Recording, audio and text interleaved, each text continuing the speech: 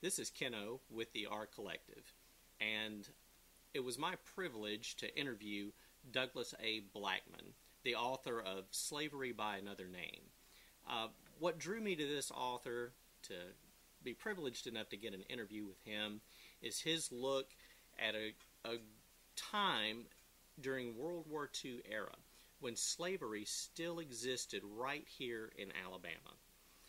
Talking with him about this and his thoughts on non-equality in modern day society was something I thought was particularly enlightening for our entire audience. So here it is, my interview with Douglas Blackmon.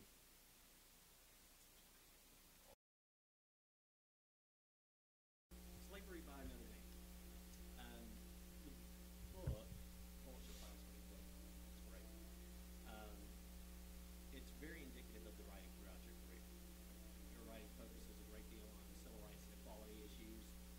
Why is it important for people today to look at these issues, and how is doing so now different than in the past? Or is it different?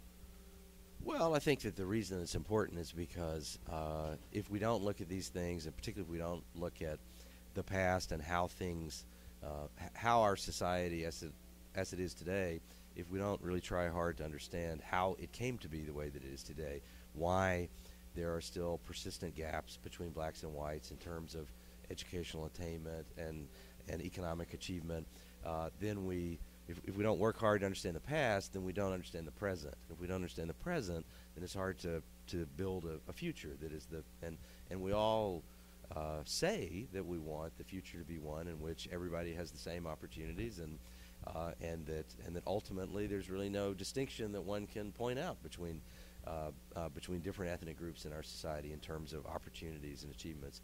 And so if we want that future to exist, we have to be honest about the past. And I think that in the past, it's been harder for all people, all Americans and historians. It's always more difficult to talk about painful things and errors of the past when they're not that far removed from today. And so the historians of the 1940s and the 1950s, particularly white historians in the South, that to really confront just how harsh the discrimination and the oppression of African Americans had been by the generation of their parents. Well, that was a hard thing even for great historians to confront. As time goes by, it gets easier and easier to talk about those things. You're demonstrating that inequality looks like it's always going to be with us. So, what impact can we have on our society by delving into these issues? If you already answered a little bit of that. Well, but I think that the impact we can have is that this is a society, probably more so than any other society in human history, that has set out to create equal opportunity and guarantee equal rights, and it's the most genuinely egalitarian society that has probably ever existed. But with this horrible, contradictory blight of this history of slavery, the slavery that we know about, and then the involuntary servitude that came after that. And so it's still the seminal flaw of this most ambitious society that has probably ever existed. And so for us to change the future, change that society, we have to confront that flaw, and confront the legacy of that flaw and of those flaws. And those are things that all of us are born with, and all of us are born with some advantages or some disadvantages in America as a result of that past, and we have to understand that. Now, in your book, Slavery by Another Name, it highlighted the coming U.S. steel corp using forced labor in the 20th century. Our modern world is becoming more complicated than ever. Do you think it's possible that loopholes like those legal and judicial situations outlined in the book, that something like that, similar circumstances like that occur today? Sure. The exact same thing I don't think could happen today. Just like I don't think you could have a return to antebellum slavery, the kind of slavery before the Civil War. That was almost impossible that would ever happen. But the idea that a particular subset of American society could come to be legally circumscribed without people necessarily intending to do overt racial or ethnic discrimination, that certainly could happen, and certainly that is happening in some respects to Hispanics and people who are in the United States illegally today. are without documentation today. And regardless of how one sees that issue, that it's still the case that we're now passing laws in the United States that create a different kind of legal jeopardy for that particular category of people than the rest of the population, and that's somewhat similar to this. And there certainly are lots of people who are working as agricultural workers on tomato farms in South Florida, who pay to be brought illegally into the United States and then are forced to work until that payment is paid off. And there are all sorts of things like that that are similar in various ways to the sorts of things I write about. Not quite the brutality that I describe, but similar systems.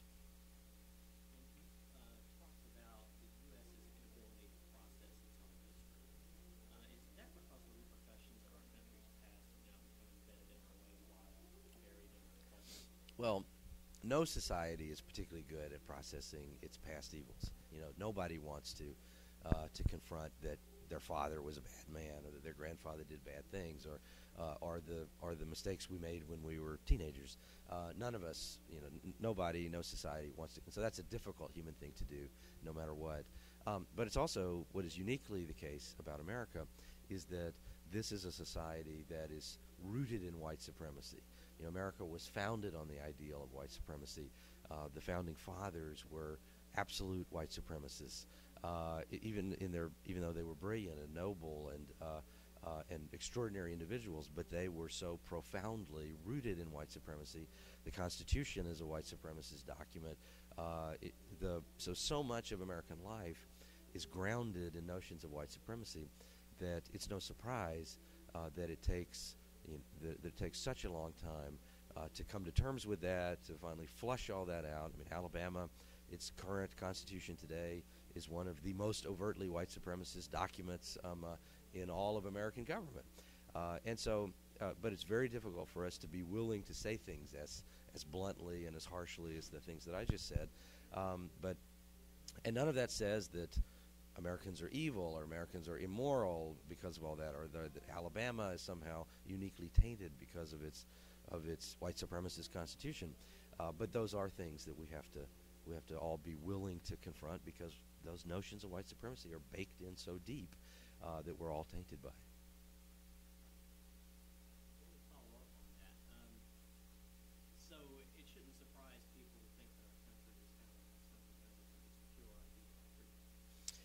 Well, no, it shouldn't. And of course, what's paradoxical is that our country was founded on this pure ideal of freedom, but it was that the people who were so brilliant and capable of conceiving of that ideal, nonetheless, were blind to the fact that by at the same time allowing for the enslavement of this large population of people, they were blind to the fact that that was this terrible contradiction, or at least many of them were blind to how that was this terrible contradiction of this extraordinary ideal that they had developed.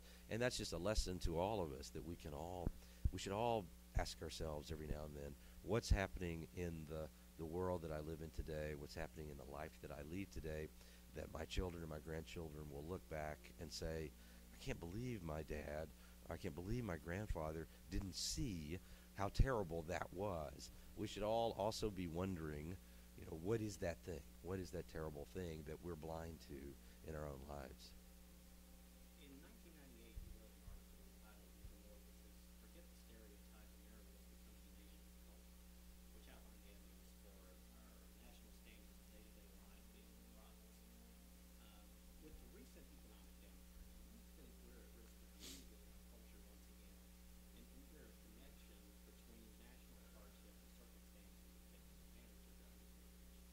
That's an interesting question. I don't think there's a risk of that the economic downturn means that we're going to backslide in terms of the cultural diversification of the country. I think that's a sort of unstoppable force, and that America is a more sophisticated, more diverse, more varied place in its taste and ambitions than it's ever been at any point in the past, and that will probably never change.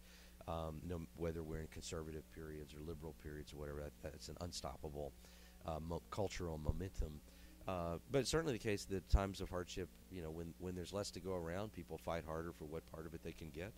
And that certainly those are the ingredients of people who are less powerful being stepped on, and the current environment for instance, this great push to push undocumented workers out of the country, which people see as an economic thing, is in fact is probably a version of what you described. All right, great. I'd like to thank Mr. Blackmon once again for that interview. He was very gracious to provide us in circumstances that were a little challenging for him. Was able to sit down and answer those few quick questions. And I think that's something that our audience here at the R-Collective is really going to enjoy. If you're interested at all in U.S. history, the history of slavery in general, you're going to find some surprises in his work for sure. And not just in this book, Slavery by Another Name, which you can get at slaverybyanothername.com, but in many of his writings for the Wall Street Journal as well.